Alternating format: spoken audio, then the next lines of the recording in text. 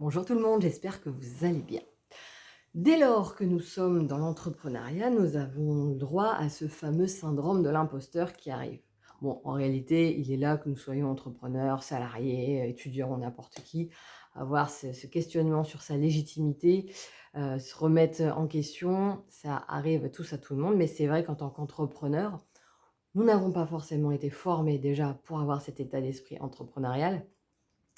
Et donc, ça peut encore plus ressortir parce que là, la journée, elle est continuellement à devoir, prendre des décisions, faire des choix, mettre des choses en place, assumer ce qu'on met en place et souvent, quand on se lance seul, bah, il y a personne derrière qui nous dit: «C'est bien, c'est mal, c'est comme ça» ou ci ou ça.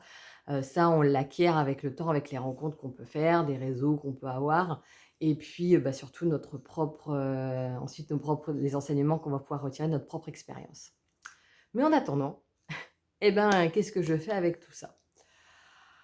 Alors, là, tu peux effectivement aller voir un coach pour, travailler sur ta confiance en toi, sur l'amour de toi, sur tout ça, pour apprendre à te valider toi-même. Parce qu'effectivement, ce n'est pas par l'extérieur que tu pourras être validé, ça ne durera qu'un temps. C'est vraiment par rapport à toi. D'abord apprendre à écouter ton intuition pour pouvoir sentir que ça vibre et que ça sera un super moteur parce que ça va t'amener à de l'enthousiasme qui t'ouvrira toutes les portes justement pour sortir du doute. Parce que tu peux pas être dans 2 états, heu, en même temps. Donc tu peux pas être et dans le doute et dans l'enthousiasme. Mais maintenant, d'écouter son intuition, ça nécessite justement de se faire confiance et aussi faire confiance à la vie, qui fait que si on est là, c'est pas par hasard. C'est que nous avons tous un rôle à jouer, qu'on a tous notre importance, que personne ne vaut plus que l'un ou moins que l'autre. Nous sommes tous, l'équanimité, c'est ça aussi.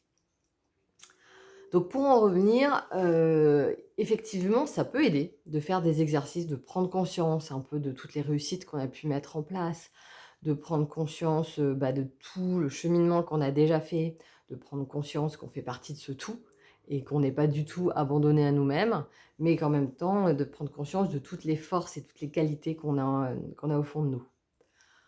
Pour autant, qui dit entrepreneur dit qu'on est constamment, face à de nouvelles personnes, à de nouvelles choses à apprendre, de nouvelles choses à mettre en place. Donc on est toujours en train de sortir de notre zone de confort. C'est nécessaire en entrepreneuriat d'être toujours capable de rebondir, parce que si tu fais toujours la même chose, au bout d'un moment, ça s'essouffle en général.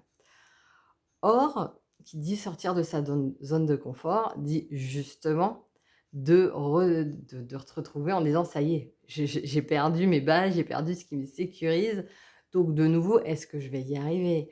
Est-ce que, j'en suis capable? Est-ce que si? Est-ce que ça?» Et en réalité, on ne peut le savoir qu'en passant à l'action et en tirant des conclusions de ce que je vais vivre, de ce que je vais faire, qui me permet de savoir où j'en suis.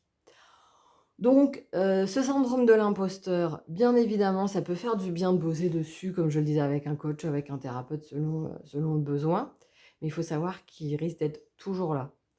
Maintenant, il peut être de moins en moins présent et surtout, il peut prendre une place beaucoup moins forte. C'est-à-dire qu'à un moment, c'est aussi bien de dire: «OK, attends, je m'arrête, je suis vigilant, OK, voilà, là, je ressens cette agitation, je ressens ce doute, je ressens ce manque de confiance». Et je l'accueille.